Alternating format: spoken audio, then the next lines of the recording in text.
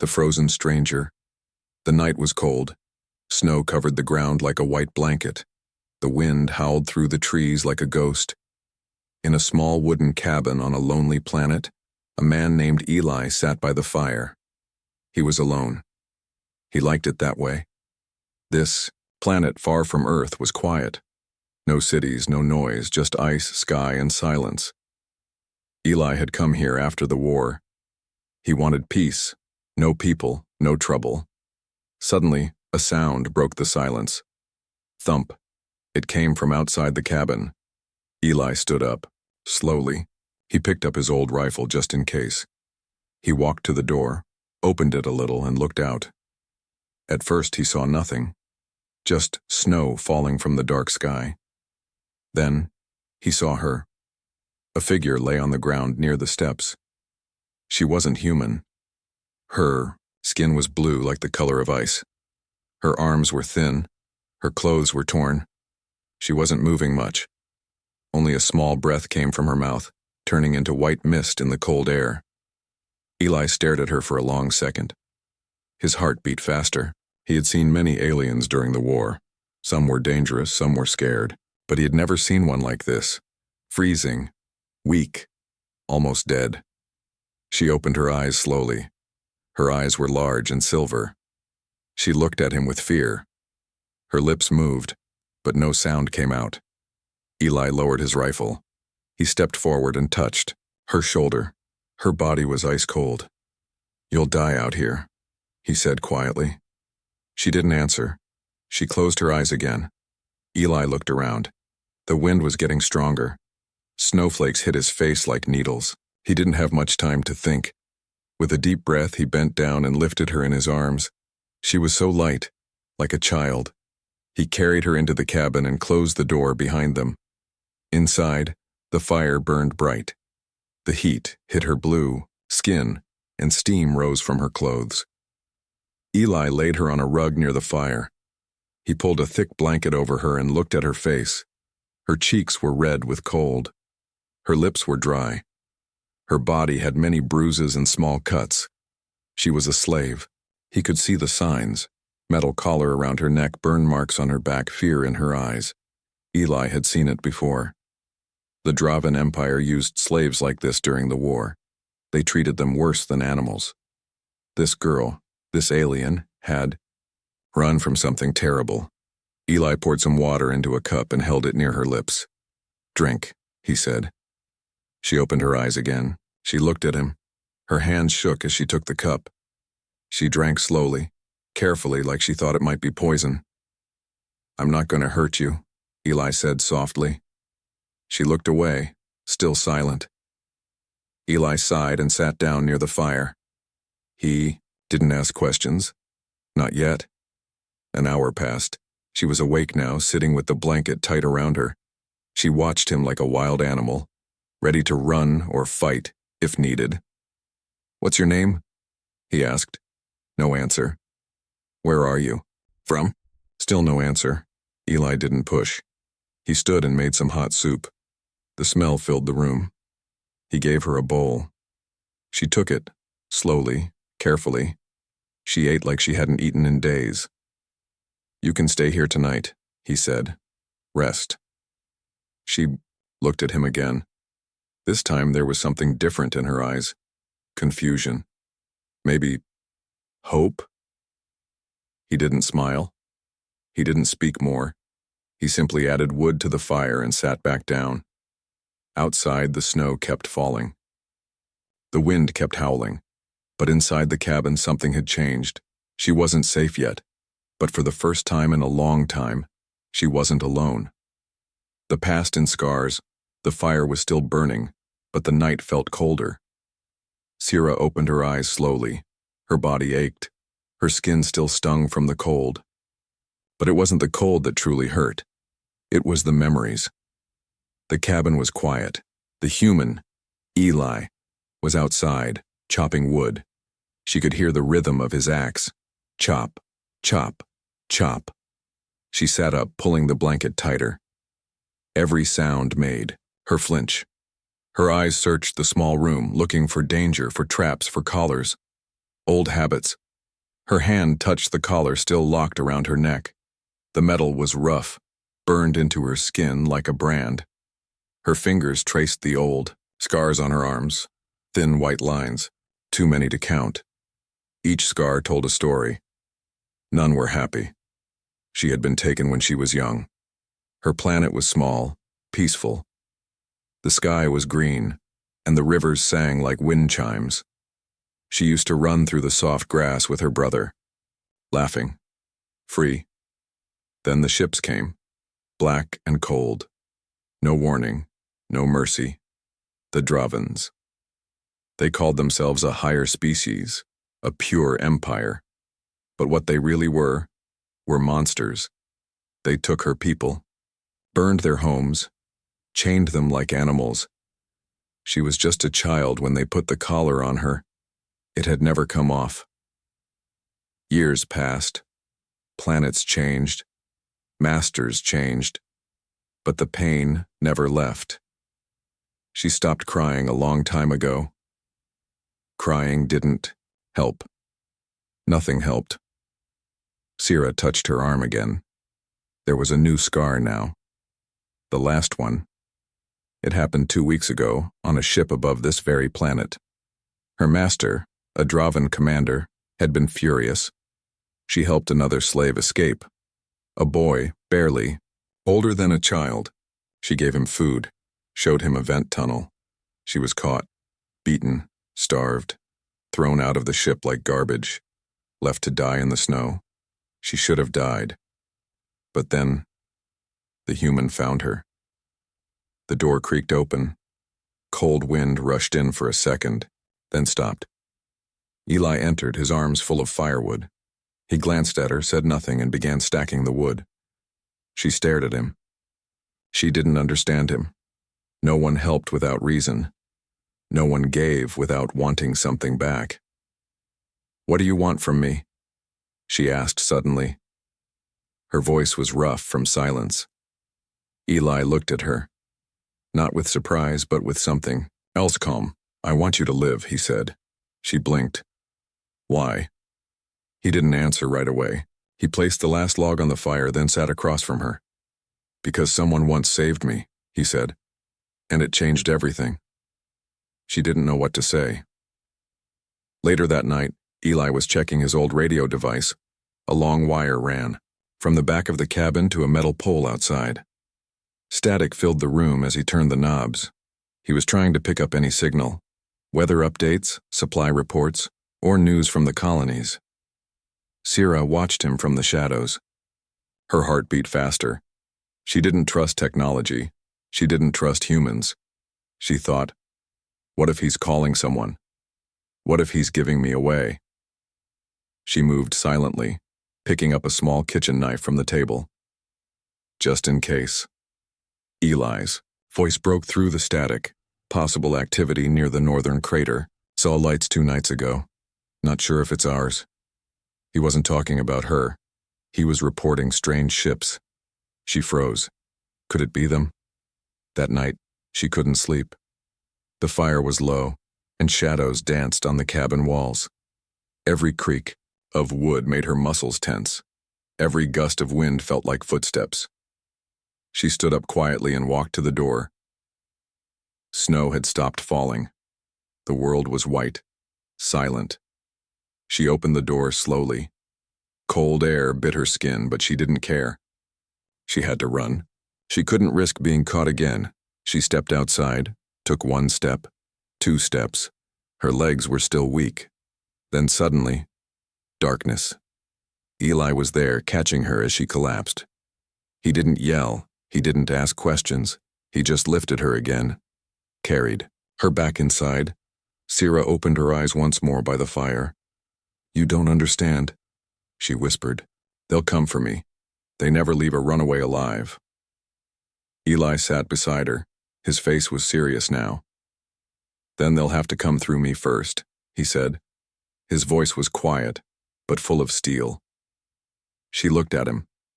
This human wasn't like the one she was told about.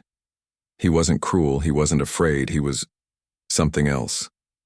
Maybe the stories were wrong. Maybe humanity wasn't what she thought it was. Signals in the dark night had fallen again. The cold outside was sharp enough to cut through bone. But inside the cabin, a different kind of cold had begun to grow. Not from the snow, but from the silence. Sira sat near the fire, her knees pulled to her chest.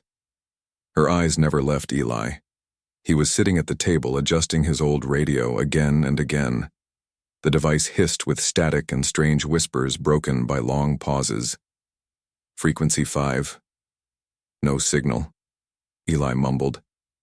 He turned the dial slowly. More static. A short beep, then nothing. Sira's fingers gripped the blanket tight. She had seen radios like this before. She had heard those beeps before. She whispered, "That's a Draven signal." Eli stopped turning the dial. He looked at her. "What did you say?" She stood up, slow and stiff. Those sounds, the short beep, then the silence. That's how Draven patrols send silent scans to each other. It means they're close, very close. Eli's jaw tightened. He turned the volume down and pressed his ear closer. Then they both heard it. Click, click, hiss. 3 soft sounds in perfect rhythm. Like a code. Sira backed away from the table. Her heart was racing. Her mind was full of old memories. Dark, metal halls, boots marching in sync, collars tightening on necks. "They found me," she said. "They're here." Eli stood up and moved fast.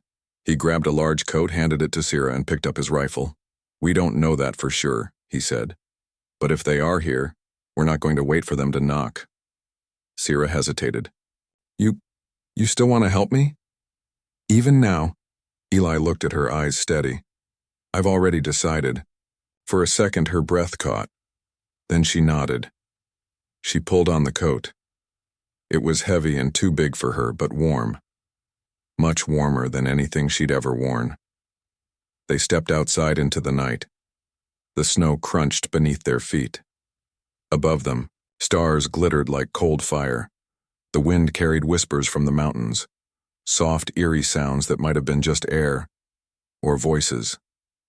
They walked to the top of a ridge behind the cabin. Eli pointed to the far sky. "There. See that?" Sira squinted. A faint red light blinked in the sky, moving slow across the stars. Then it stopped. No ship ever stopped in midair like that. Her breath hitched. "Draven scout drone," she said. "They're scanning the land for life signs." Eli lowered his rifle.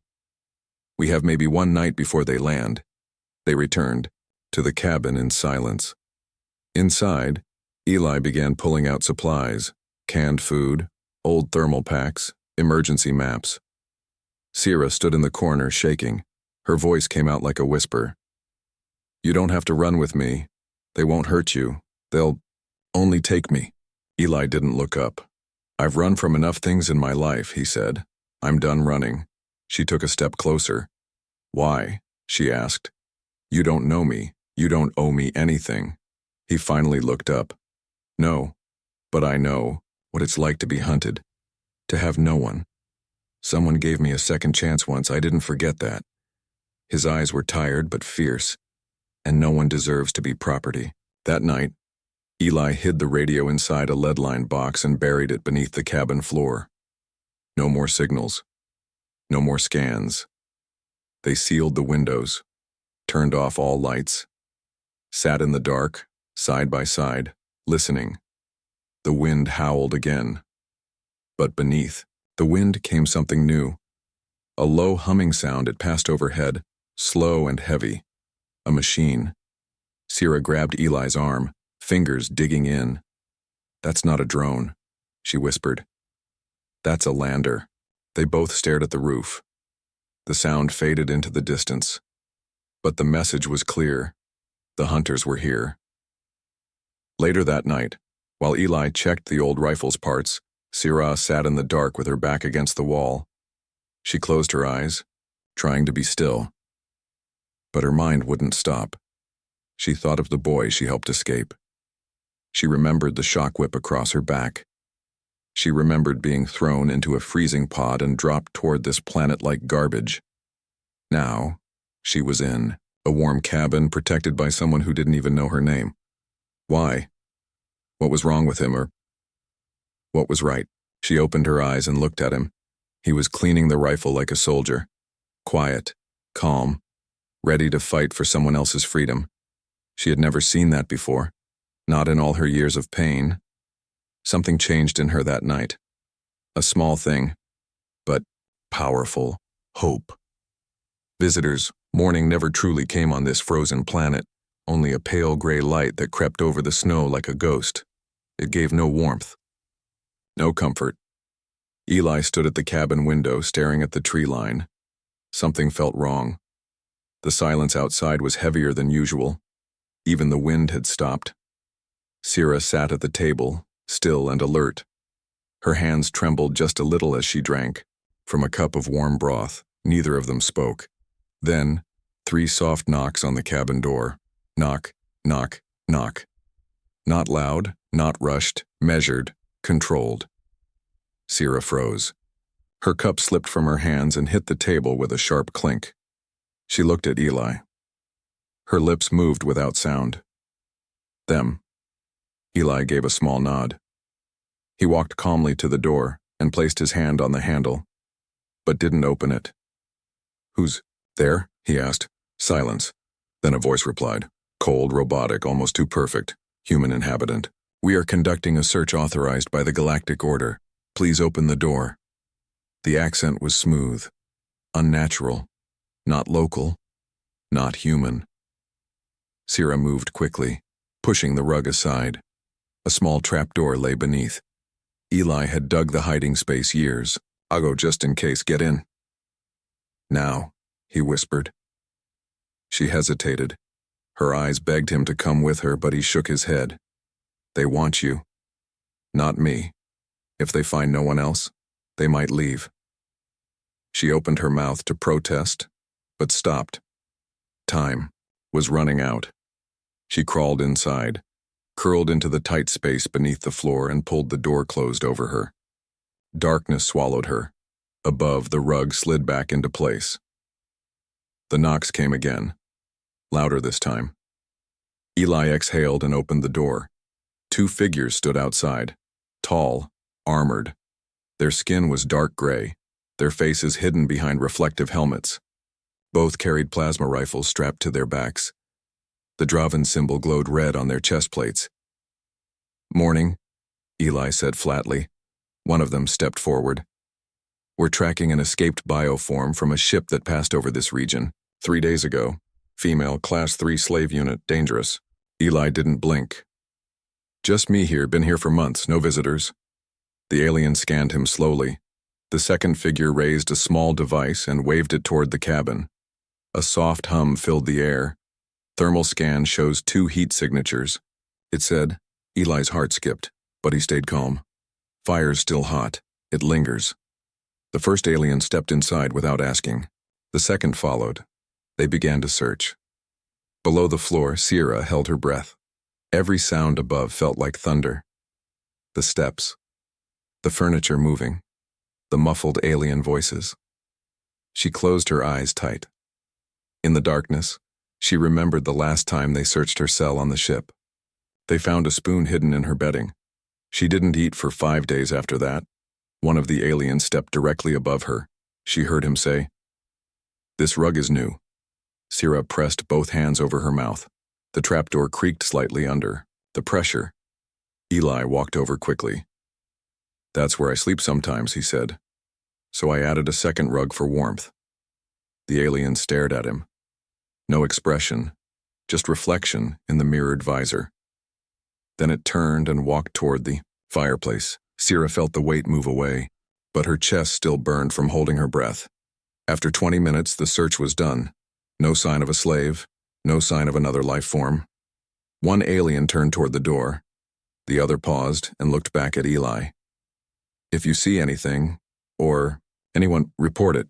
Failure to report a fugitive is considered a direct threat to Draven Command." Eli gave a tired half smile. "Got it. Always happy to serve." The alien said nothing. Then both walked into the snow and disappeared into the trees. Eli shut the door, locked it, and ran to the rug. He pulled it up and opened the trap door. Sierra was curled up, her eyes wide, her hands still clamped over her mouth. She looked up at him like she couldn't believe she was still alive. He offered his hand. "They're gone," he said softly. She took his hand, and he pulled her up. She didn't speak.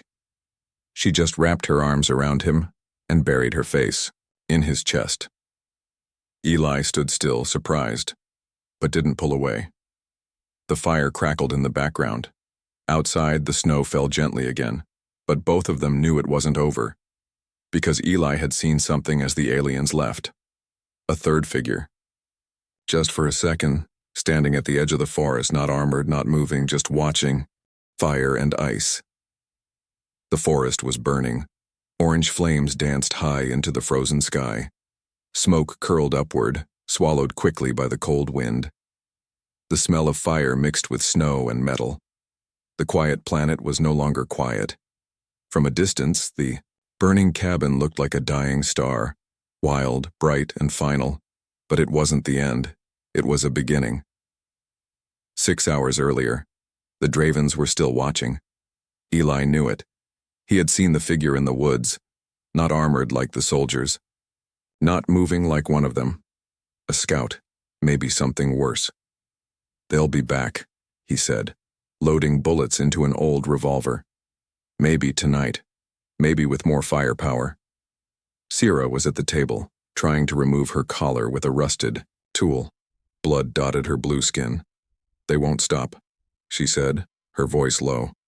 "They think I'm still theirs. I'll never be anything but property to them." Eli looked up. "You're not property, not anymore." She met his eyes. For the first time, she didn't look away. "Then let's stop running." They spent the rest of the day preparing.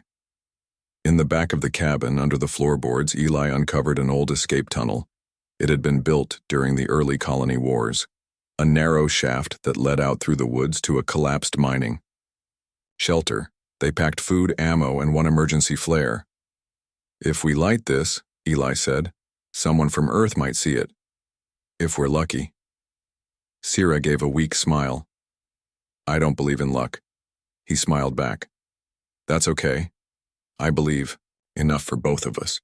As night fell, the forest turned to shadow. Then they heard it. The low rumble of an engine. Not a ship. A walker. Heavy legs stomping slowly toward the cabin. A four-legged Draven war machine, meant for hunting rebels and escapees.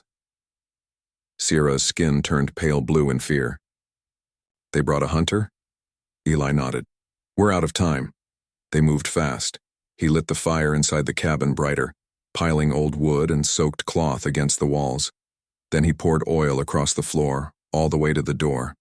Sierra stood by the tunnel entrance, clutching the emergency bag. "You sure about this?" she asked. Eli gave her one last look.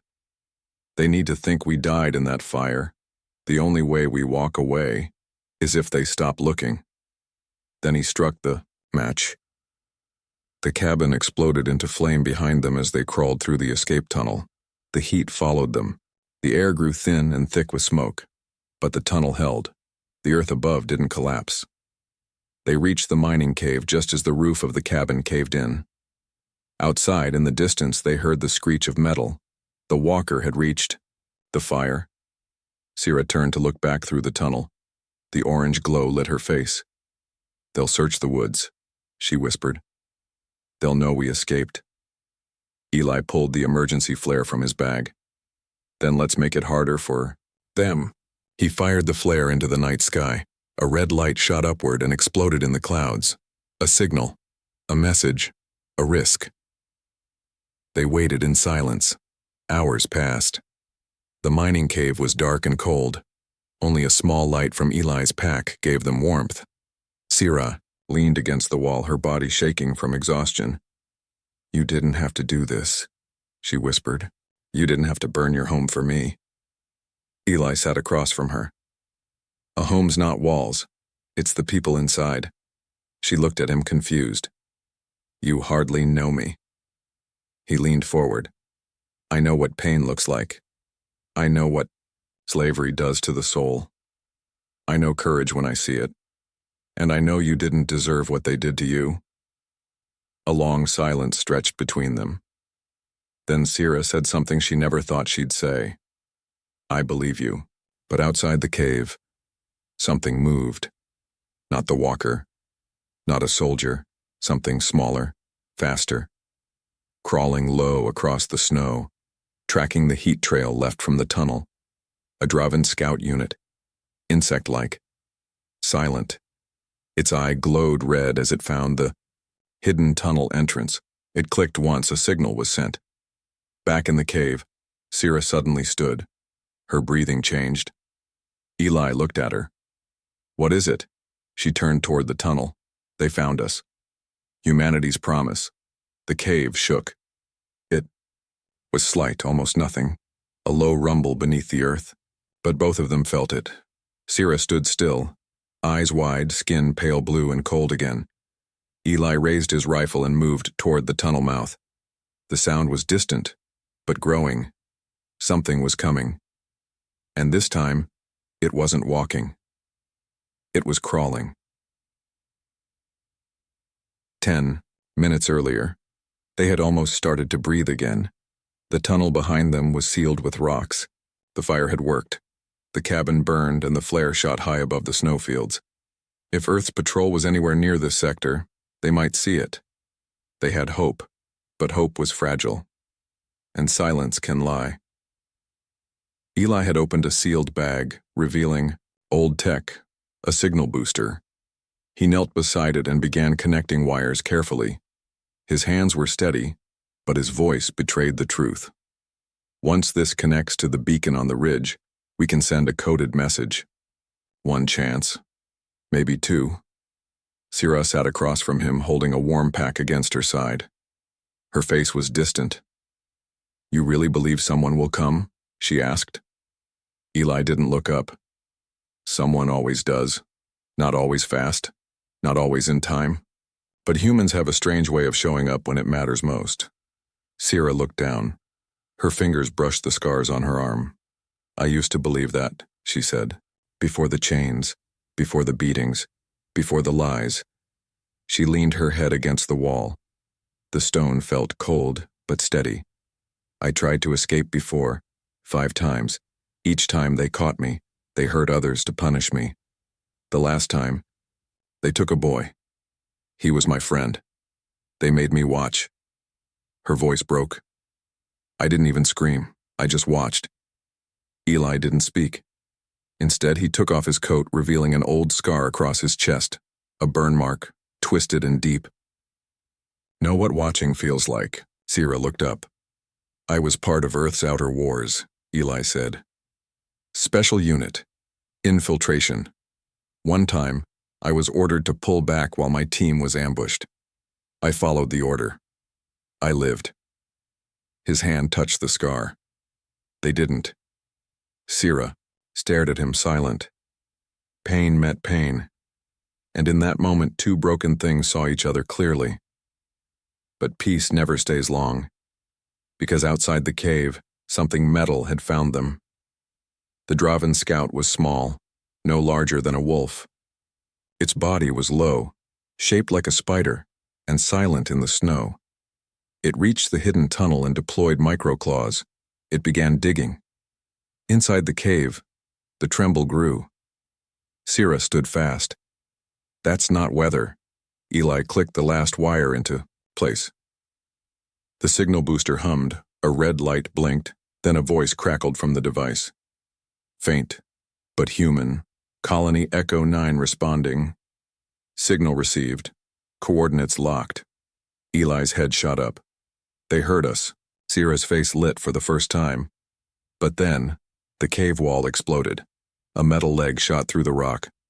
The Draven scout burst into the chamber, its red eye glowing. It launched a stun blast. Eli pushed Sira aside and dove behind a crate. Sparks rained across the floor. "Go!" he shouted. "Get to the ridge!" Sira froze, but something snapped in her. She didn't run. Instead, she grabbed the mining torch from the ground. Old, weak, but still burning. She ran straight toward the scout. The machine turned its eye to her. She didn't stop. She stabbed the torch into its sensor. Sparks exploded. The machine screamed, metal twisting, and collapsed. Eli looked up, stunned. Sierra was shaking, but standing, breathing hard. "I'm tired of running," she said. They scrambled from the cave, climbed the icy slope to the ridge. Above, the stars were beginning to change. Lights, ships. One of them was human. Sierra collapsed near the edge, panting. Eli turned toward her. "They're coming. Maybe minutes, maybe seconds." She reached for his hand, and for the first time she smiled, a real one. But down below, the forest moved. More lights, more metal. The Dravens weren't done. They were coming, and next time, they wouldn't send a scout. The choice. The sky was on fire. Above the ridge, two ships tore through the atmosphere, one glowing blue with earth markings, the other dark, shaped like a blade, bearing the red insignia of the Draven Empire. The war had come to this frozen world, and, at the edge of it all, two figures stood alone, Sierra and Eli, bruised, bleeding, backs to the wind, watching what neither of them could stop. But maybe they could choose how it ended. The Earth ship was still minutes away, but the Dravens, they were already here. The trees below cracked and fell as a Draven dropship landed in a swirl of smoke and frost. Its legs hissed into the snow. A ramp lowered. 6 soldiers in dark armor emerged, weapons drawn. At their center was not a soldier, but something worse, a Draven enforcer, taller than the rest, robed in black and red. Its face was pale, almost human-like, but twisted, beautiful and cruel. It carried no weapon. It didn't need one. This was a collector. Sierra's eyes locked onto the figure. Her breath caught. She knew him. He was the one who gave the order to burn her village, the one who marked her as non-compliant, the one who said, "Your kind will never rise." Eli stepped in front of her, but she pushed him aside. "No," she said. "This is my fight." The collector spoke. Its voice echoed like music made of blades. "You. We're property. And you will be again." Sierra stood tall. Not this time. The Earth ship drew closer, its engines rumbling across the sky. The collector raised a hand. "Destroy the human. Retrieve the asset." The soldiers moved forward. Sierra turned to Eli. "If I run, they'll follow. They won't stop. Not until I'm in chains again, or dead." Eli nodded. He didn't try to change her mind. "I'm with you," he said. Sierra reached into the emergency pack and pulled out the last flare. But this one wasn't a signal. It was a weapon, a microblast, short range, strong enough to take out a dropship, or herself. She looked at the flare, then at the collector, then at Eli, and the choice hit her like lightning.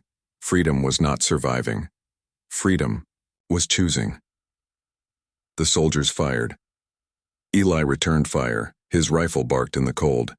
Sierra moved through the smoke like a shadow, her alien body quick and sharp. She struck a soldier's helmet with a rock, hard.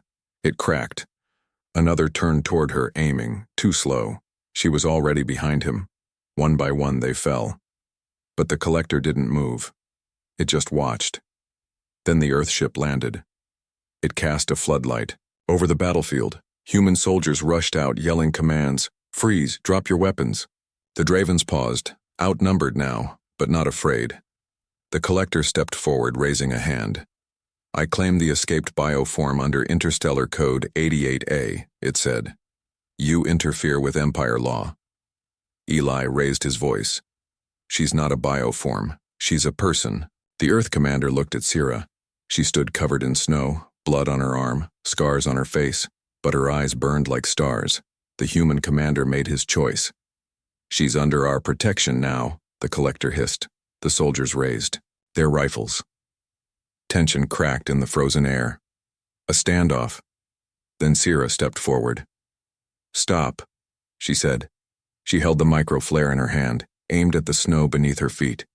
"If you don't leave," she said, "none of us walk away." The collector tilted his head. "You would die?" She smiled. "I already did. Now I live. And I choose." A long silence. Then the collector lowered his hand. "You are broken," he said. "No longer worth retrieving." He turned and boarded the ship. The Draven soldiers followed. The dropship rose into the sky. Gone. After they left, the human medics ran forward. They treated Eli's wounds, gave Sira warm blankets. But her eyes never left the sky. She had won. Not with strength, not with speed, with something the Dravens never understood. Choice. 2 days later. The Earth ship floated quietly in orbit. Sira stood at a window watching the stars. Eli walked in beside her. "They gave me a place," she said. "A new identity, a real name." He smiled. "What is it?" She turned to him, eyes soft. "Sira, not Unit 84X. Just Sira." He nodded. "Suits you." She looked back out the window. "You humans, you were supposed to be weak, wild, dangerous." Eli shrugged. "We are." She smiled again. "But you were also the first to make me feel free." And across the stars, far beyond any map, other slaves, other broken ones heard whispers. Whispers of a world where kindness was stronger than chains, where the weak could become protectors, where an abandoned slave woman stood in the snow and chose her own story, and changed everything.